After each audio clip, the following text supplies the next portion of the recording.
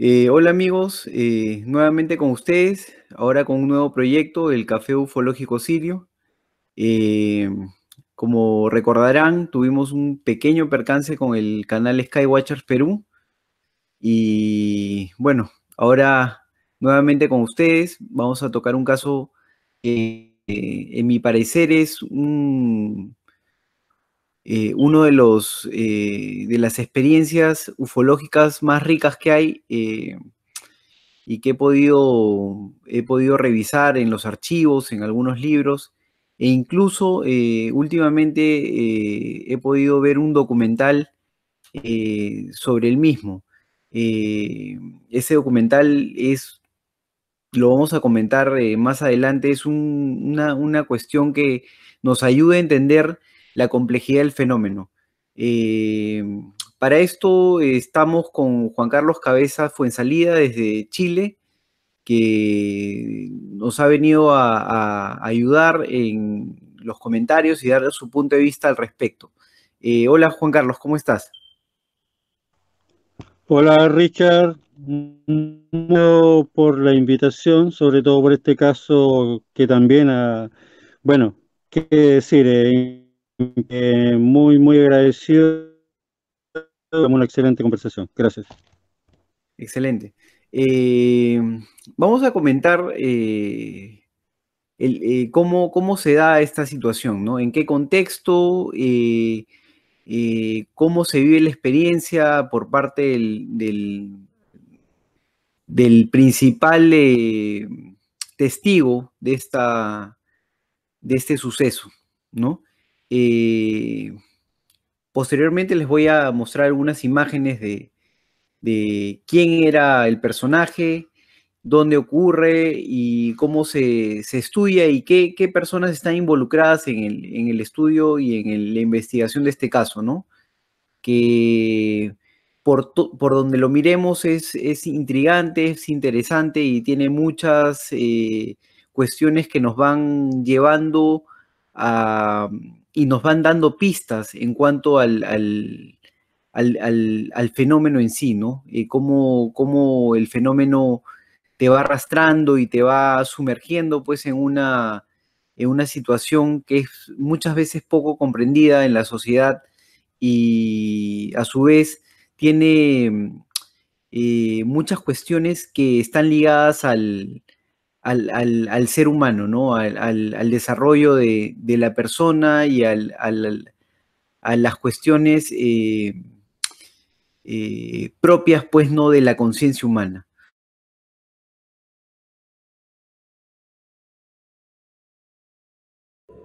Juan tenía 12 años cuando sucedió. Vivía en la finca La Victoria, en la localidad de Venado Tuerto, provincia de Santa Fe, Argentina, junto a su familia. Corría el mes de septiembre de 1978, cuando su padre le encargó ir por la tropilla. Al despuntar el alba, tomó a Cometa su caballo y salió al galope. Fue cuando se encontró con una espesa niebla, algo inusual a pesar de que él estaba acostumbrado a ella. Pero algo no estaba bien, pues distinguió, en el centro, una suerte de cuadrado luminoso. Cometa se puso nervioso y no quería seguir avanzando, pero el niño logró calmarlo y se adentró hasta el centro de aquella nube que ocultaba en su interior lo que él describiría como un sombrero metálico, un objeto de unos 30 pies de diámetro, 15 pies de altura y que terminaba en una cúpula de media esfera con varias ventanas redondas, el cual flotaba a poco más de 1 metro del suelo. El cuadrado era en realidad una puerta, de la que salía una luz cegadora y una escalería que llegaba al suelo. Sobre esa puerta, un ser apareció. Era de más de 2 metros y llevaba guantes largos y un casco cilíndrico. Este ser parecía estar atado a un aparato de respiración vinculándolo con el objeto, el mismo que invitó a Juan a entrar. Una escena poco usual, como sacada de una película de ciencia ficción, algo impactante que muchos hubieran interpretado de miles de formas, pero Juan venció la curiosidad y cruzó esa delgada línea que divide nuestra realidad hacia una existencia totalmente ajena, apartada de nuestro entendimiento. Fue entonces que descendió de su caballo, ató las riendas a uno de los rodillos que conformaban una escalerilla y subió al artefacto.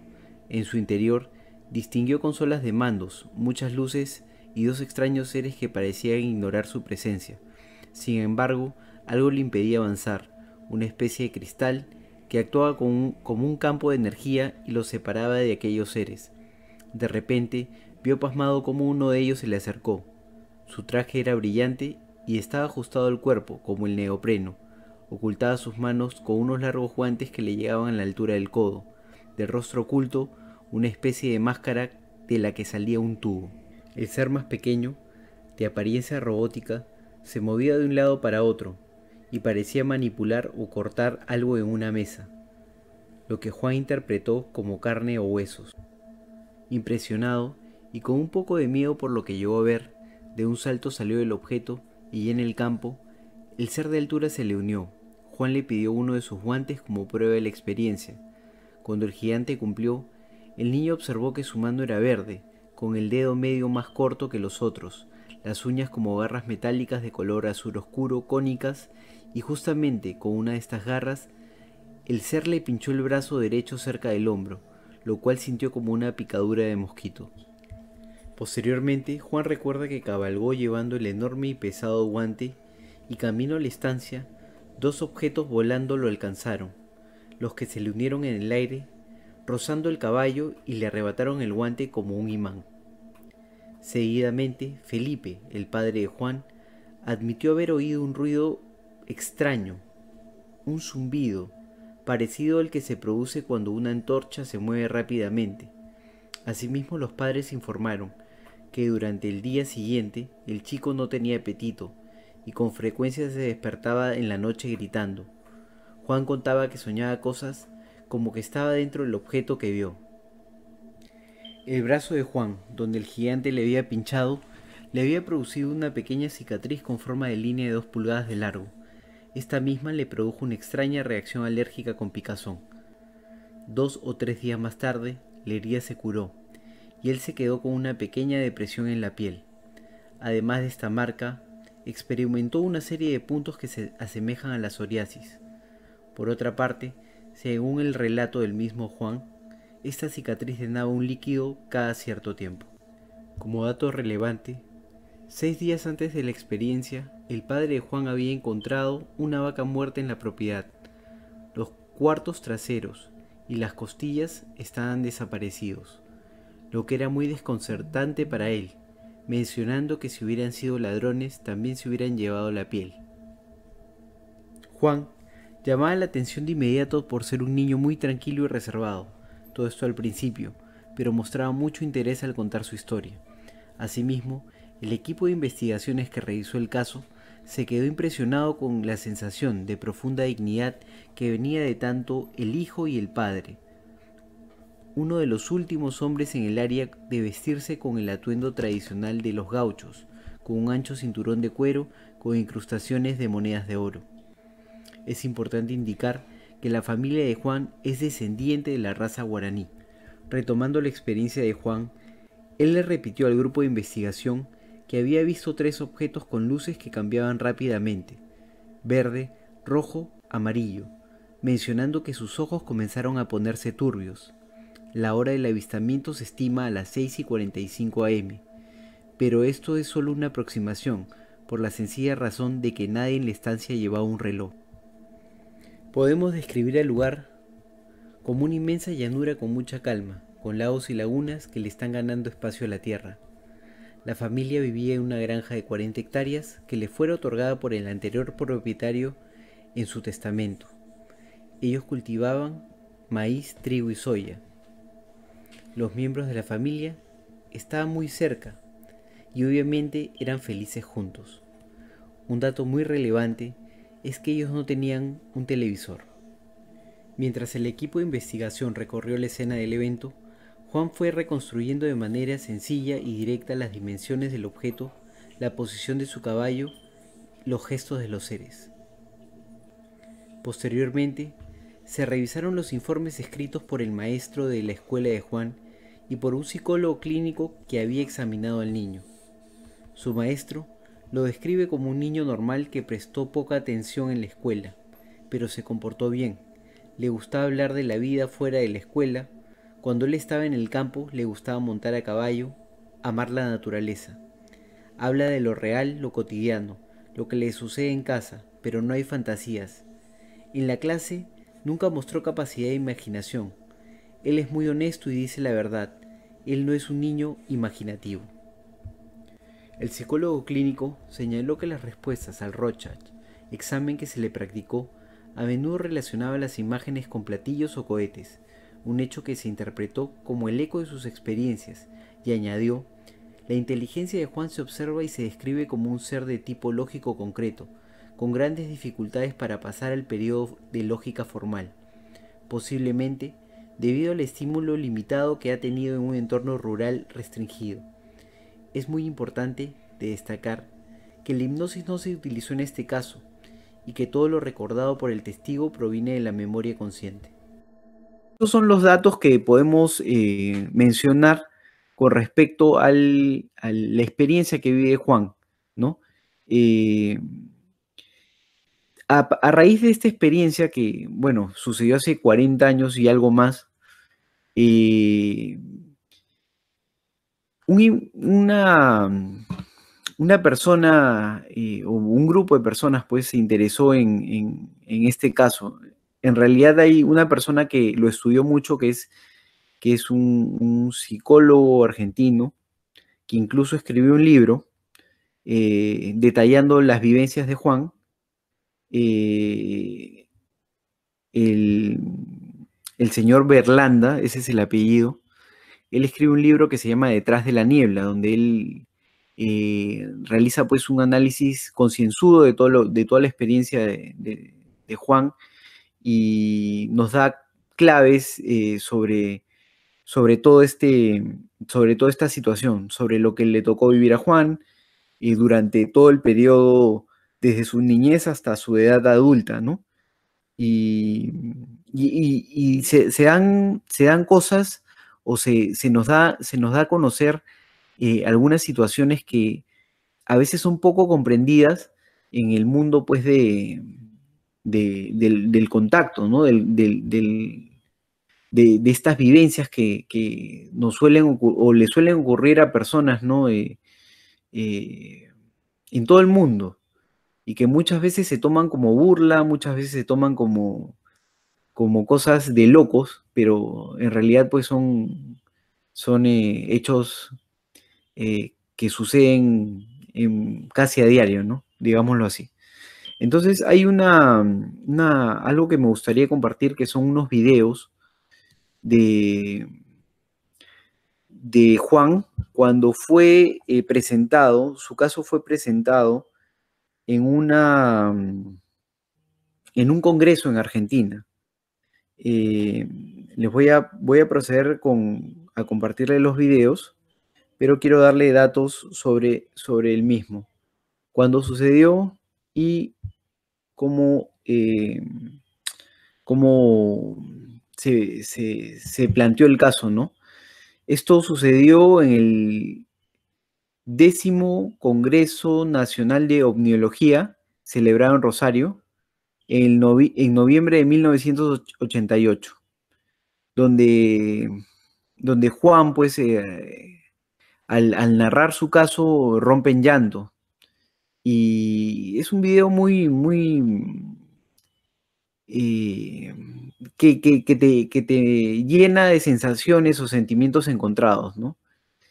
Por un lado, pues, o sea, hay ese sentimiento te genera un sentimiento de tristeza ver cómo un niño está sufriendo, pues, por una experiencia que fortuita, totalmente inesperada que le toca vivir, y cómo no puede asumir esta realidad porque de repente en esa época no fue bien conducido, ¿no?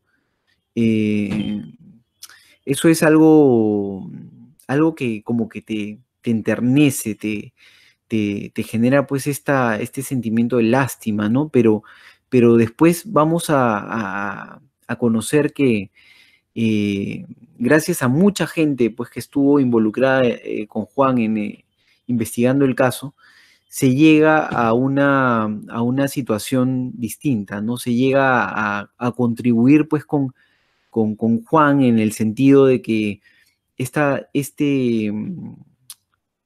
personaje llegue a entender por qué le tocó vivir esto y llegue a entender cuál es el trasfondo en sí de la experiencia, ¿no? ¿Por qué le sucede? ¿Cómo puede él aprovechar esta vivencia eh, en un sentido de poder diferenciarse o de poder eh, obtener un mayor grado de conciencia, ¿no? Eso es algo muy interesante y esto lo hace concreto eh, un productor y director de cine que se llama Alan Stivelman, que a raíz de ver pues estos videos que son muy conmovedores de un niño que está que no tiene respuestas, ¿no? De una experiencia eh, que prácticamente se le ve vacío, se le ve triste, se le ve solo, genera pues a raíz de eso genera un documental que ayuda o que le da luces y que le indica cuál es el camino por el cual Juan puede recorrer y puede interpretar toda esta situación que le ha tocado vivir, ¿no? Eh, bueno, ahí les vamos a compartir unos videos. Con mucha alegría aquí en este congreso y te agradecemos que estés. Y el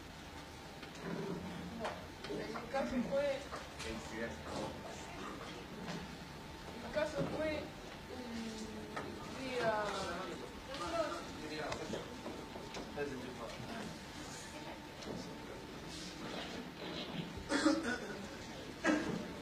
Bueno, mi caso fue un día 6 de septiembre del 78. Mi papá agarró, yo tenía que ir a la escuela.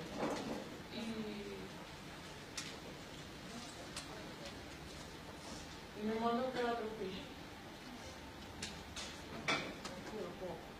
bueno, y a partir de cuando te mandó a buscar la tropilla, ¿qué pasó? ¿Qué viste? Y encontré un coso muy. Yo voy a hacer relato en todo caso. Ahí está. Y nosotros después le hacemos una preguntita con el tema serio.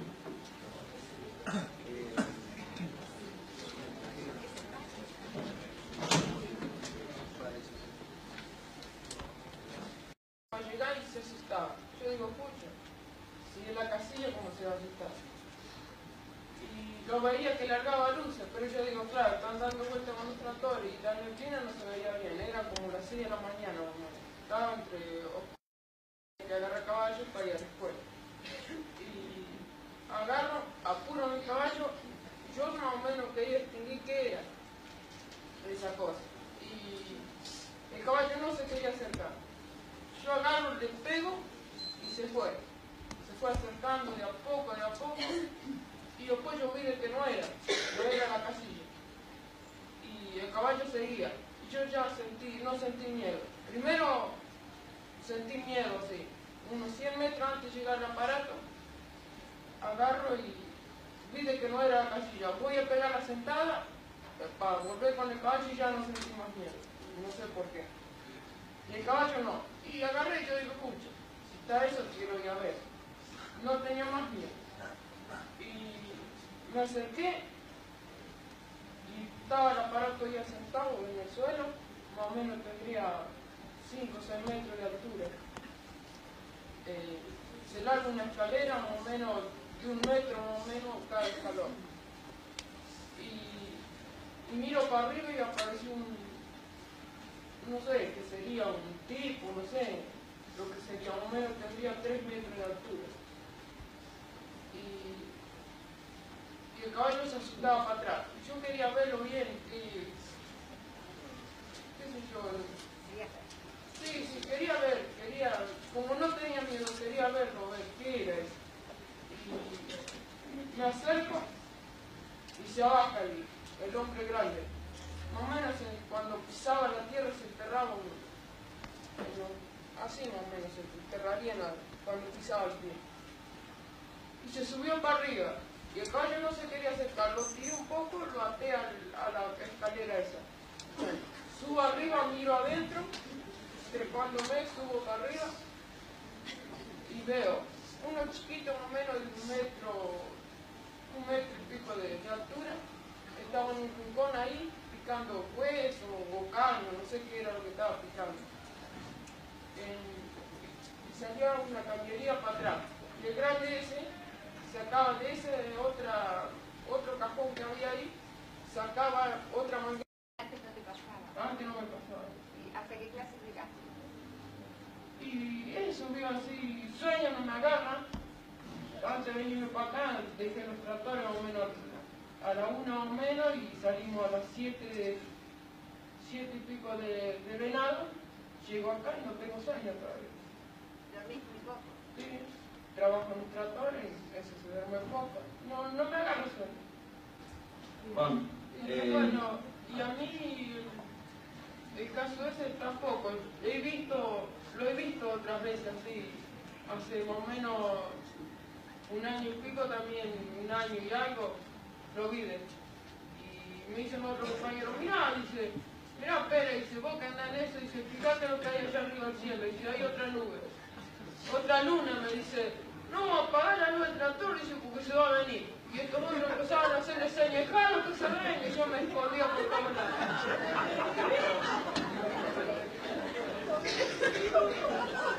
No quisiera tener la experiencia. Yo agarro y le cuento así a la otra gente y se me ríen, no me creen. Yo quiero que al que no le cree, a ese quiero que lo agarre.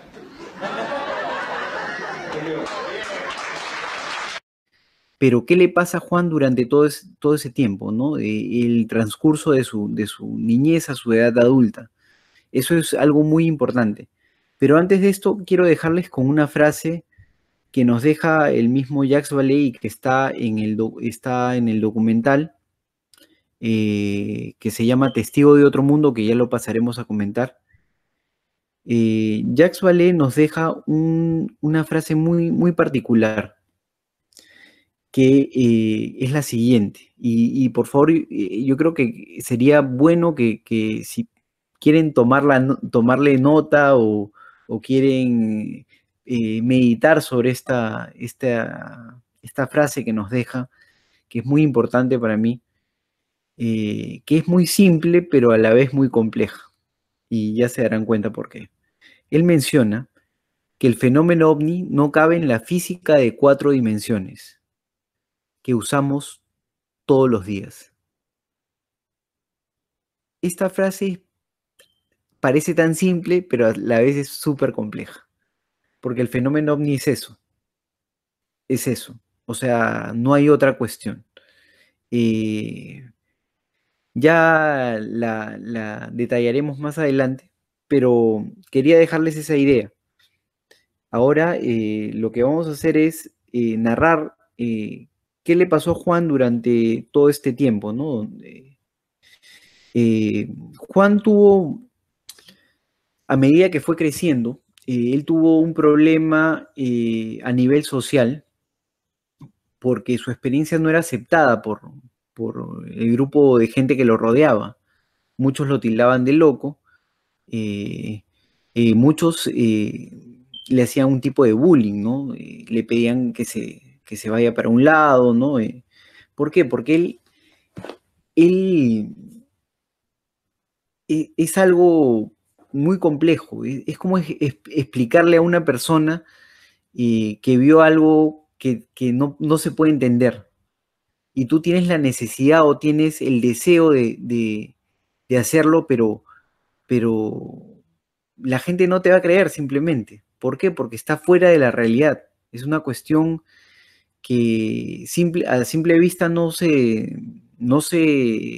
conoce o no se ve normalmente. O sea, no hay, y más en ese año, ¿no? Y más en un entorno rural, ¿no? Como era Venado Tuerto.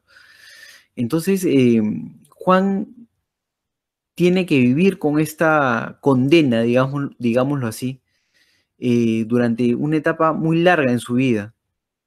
Y esto pues le genera una especie de trauma y le genera una inseguridad que lo marca y lo hace refugiarse en la soledad, ¿no? Buscar vivir solo, vivir lejos de la familia, vivir lejos del entorno pues, social al cual estaba acostumbrado. Entonces, simplemente él adquiere pues un oficio, el de cazador, ¿no? Que le había inculcado el abuelo en este caso, y él y sus animales viven tranquilos en una casita muy humilde, pero siempre con este temor, ¿no? Siempre con esta situación de que arrastraba pues desde niño. Incluso pues él detalla en muchos de los videos que hay publicados en el YouTube, detalla que él mantenía y seguía viviendo experiencias de ese tipo, experiencias ovni. Veía luces, las luces lo seguían, él tenía mucho miedo. Incluso hay un dato muy, muy particular, ¿no? El dato del brazo de Juan Pérez, de la cicatriz que tiene en el brazo, que cada vez que él dormía apoyado en la cicatriz que le había dejado el ser, ¿no? Él tenía esos sueños premonitorios, veía gente morir y después al día siguiente algo sucedía y efectivamente pues la gente moría y él no podía hacer nada con esto. Entonces esto era como una situación que le generaba un miedo más intenso, el miedo a lo desconocido, el miedo a esta virtud o este don que fue activado después de la experiencia, pero él no sabía canalizarlo. Entonces él siempre dormía del otro lado de la cicatriz, ¿no? Se apoyaba en el otro brazo. Una cosa que a veces suena algo graciosa, pero no, para él no. Él simplemente él experimentaba, él estaba viviendo esta situación, ¿no? A raíz de todo esto, un grupo pues de personas, ¿no? Como lo dije hace poco, Alan Stivelman, el director que se conmovió tanto al ver los videos de este niño, reunió un grupo de gente y se decidió a elaborar un guión y a generar una película, a producir una película de corte documental con relación a la experiencia de Juan Óscar Pérez. Yo creo que ya podemos detallar un poco lo que pasa en este film. Yo creo que vamos a entrar aquí a conocer más a fondo el tema y a conocer todos los matices que envuelven pues el caso de Juan Pérez, ¿no?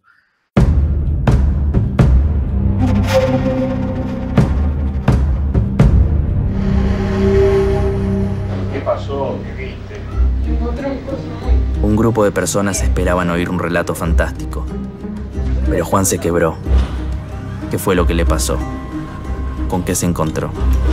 Speaking to witnesses like Juan, the phenomenon could not fit in the four-dimensional physics that we use every day. Por mucho tiempo lo llevé al miedo. Muchísimo tiempo. Juan es un cazador que fue cazado. Pasaron más de 30 años y continúa traumado por aquel suceso de su infancia. Aurero laro roikua hape veningo la tesakar tesapeso upeya omo. Tem coisa onde essa inestranho lero viajando. They were describing an impact on consciousness, an impact on their thoughts. Para mí era un sueño normal. An impact on their dreams. And an impact on their life. ya aparece, hoy cuá ceramo, hoy cuá cajan. These people have something to teach us. El gaucho también llora. A lo desconocido lo demonizamos. Le tenemos miedo.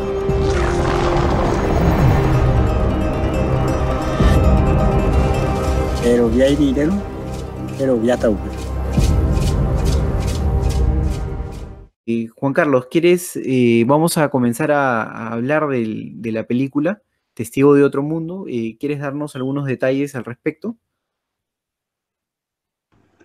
Bueno, lo primero que te puedo decir es que efectivamente este es un caso que está más allá de la realidad que nosotros normalmente conocemos, en el sentido que está más allá de las tres dimensiones y del tiempo. Es un caso que a mí me atrae mucho y te puedo decir que lo tengo dentro de los tres más importantes. Enrique Castillo Rincón, costarricense, el español Eduardo Pons Prades y el caso de Juan Óscar Pérez. Para mí son muy valiosos por una serie de datos que no es el momento de hablar, ¿cierto?, de Enrique y de Eduardo. Ahora, lo que me gusta mucho de este caso, más allá del drama que él pueda estar pasando durante décadas, es que punto uno es en habla hispana, así como también el caso de Enrique Castillo y el de Eduardo Pons Prades. Estamos hablando de primera fuente, sin traducción. Y eso para mí, perteneciendo, ¿cierto?, de habla hispana, tiene un valor de primer orden. Ahora, que más encima sea un caso que ocurre cuando este chico tiene 12 años y después de más de 40 años vuelve a entrevistársele y a recordar todo esto, además mezclado con Jacques Vallée. Entonces, a mi modo de ver, y esto lo digo para la gente que no me conoce, soy una persona que buscó el contacto. No soy el clásico contactado que de repente lo ubican y le dicen, bueno, este es tu trabajo y ponte a hacer tal cosa. En el caso mío es alguien que le interesaba el tema OVNI en un momento determinado. No quiero dar detalle ahora que en un momento, pero digamos, se cumple el deseo de empezar a ver OVNI donde yo estoy viviendo. Y bueno, yo esperaba ver uno o dos, qué sé yo, con suerte. Y bueno, comenzó un proceso que, imagínense, ya llevo casi 6 años en este asunto. Bueno, entonces, cuando conozco este caso de Juan, primero que nada me llama la atención que justamente se llame Juan Pérez, así simplificándolo, es como casi un chiste. Y claro, cuando vas profundizando te vas dando cuenta de una cantidad de información que no es el momento, creo ya, de profundizar. Más adelante irán saliendo estos datos pequeños, pero te digo que yo, insisto, más allá del drama que le pudo haber significado a él, a este chico, que bueno, que ya está grande, para mí da una serie de datos que se van relacionando con mi propia experiencia.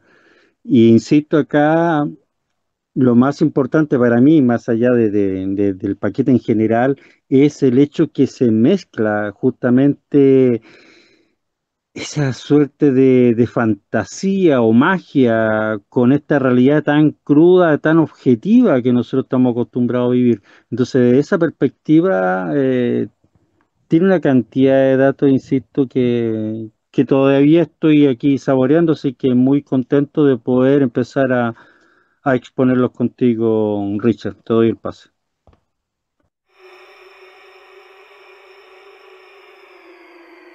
Hablar de Testigo de otro mundo es hablar de una película llena de contenido emocional, donde el factor humano es lo trascendente, dejando como segundo plano el encuentro con otro nivel de conciencia.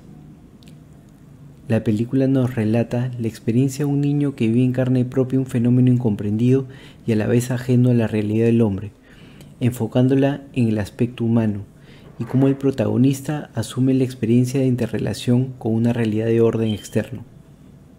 Asimismo, cómo el contactado trasciende una sociedad parametrada y llena de barreras implantadas por los sistemas de creencias, estereotipos y filtros culturales. Este documental, gracias al buen criterio del director Alan Stivelman, cumple la función de mostrarnos el fenómeno ovni desde un plano sociocultural, el que predomina ante lo fantástico que pueda llegar a ser una experiencia de este tipo. Asimismo, el equipo humano que conforma la producción contribuyó con la integración social del protagonista, mostrándole respuestas a las interrogantes que se planteó durante poco más de 40 años, y de qué manera sobrecogedora nos va narrando en primera persona. El excelente planteamiento y la investigación que acompañó la producción resultó ser determinante para enlazar las piezas que concluyeron ubicando el origen del linaje guaraní que vinculaba a Juan Pérez. Por otra parte, resulta muy valiosa la aparición del investigador más importante en el campo ufológico. Nos referimos a Jacques Vallée, quien con su aporte nos da mayores luces para el entendimiento del fenómeno ovni. Un dato anecdótico que cuenta el mismo director sobre la participación del investigador francés en esta producción es que tras leer algunos libros de Vallée y conocer que había visitado Argentina para revisar el caso e integrar el mismo a un conjunto de sucesos que publicó en su libro Confrontaciones de 1990, parte de su trilogía de ensayos que aborda el contacto ufológico, decide escribirle una carta, método que emplea el investigador para comunicarse con distintas personas, de la que obtiene una respuesta.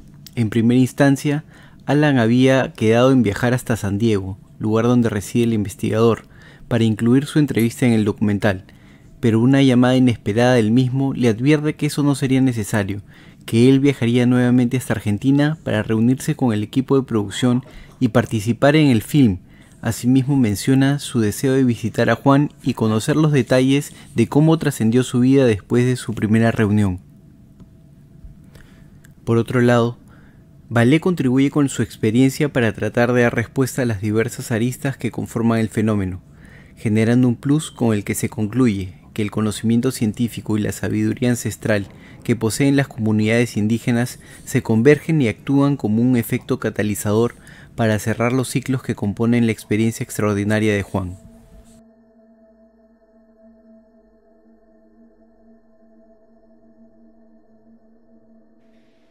Bueno, esto fue un breve resumen del documental Testigo de Otro Mundo. Espero que lo puedan ver y quiero, como un dato adicional, hacerles saber que dentro de un periodo de 3 semanas en la localidad de Venado Tuerto se presentaron 4 casos en total que reforzarían el testimonio de Juan Pérez.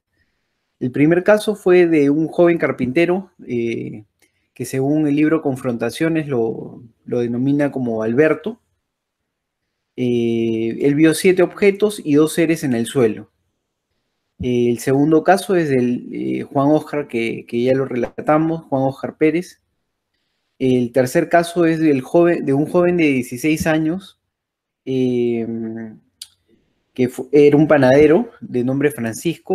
Bueno, ese es el nombre que también lo menciona Vallée en su libro Confrontaciones. Es un nombre ficticio. Él dice que sintió un calor intenso tras ser seguido por un objeto luminoso. El tipo iba en una bicicleta, se le salió la cadena de la bicicleta, se paró a arreglarla y sintió este objeto sobre él, y este objeto irradiaba calor. Entonces él sentía esa sensación de fuerte calor que en un momento dice que le irritaba la piel, y el tipo salió corriendo, ¿no?, buscando dónde refugiarse. Y el cuarto caso es de un hombre de 30 años aproximadamente, que mientras conducía su vehículo fue teletransportado 4 millas del lugar donde donde estaba manejando, ¿no? Él tuvo que ser ingresado a un hospital porque tenía fuertes dolores en el pecho, ¿no? Entonces, todos estos casos de alguna forma están vinculados a la experiencia de Juan Pérez, están narrados en el libro Confrontaciones de Jacques Vallée, como ya lo dije, y esto reforzaría de una manera muy fuerte el caso de Juan Pérez, ¿no? Entonces ya tenemos ahí un detalle más para analizar, para estudiar. Yo creo que esto es todo por ahora y bueno, los dejo con Juan Carlos para que se despida y ya nos veremos en otra oportunidad. Gracias, Richard, por la posibilidad de poder, ¿cierto?, conversar y estar ahí presente en este caso que para mí es muy emblemático y que, como ya has dicho, está dando de qué hablar porque está siendo, bueno, ya lo hemos conversado, ¿cierto? Está Jacques Vallée detrás y este director que también lo ha tomado como un caso muy serio. Entonces, en ese sentido, tiene un valor agregado que creo que se va a ir viendo, nos guste o no, se va a ir viendo con el tiempo. Chao, Richard, gracias. Listo, Juan Carlos. Entonces, esto es todo por ahora. Seguramente ya tendremos nuevos videos. Suscríbanse al canal. Vamos a tener sorpresas, entrevistas muy pronto. Y si desean compartirnos algún tema, estamos aquí. Y nada, que tengan un buen fin de semana. Nos vemos. Gracias.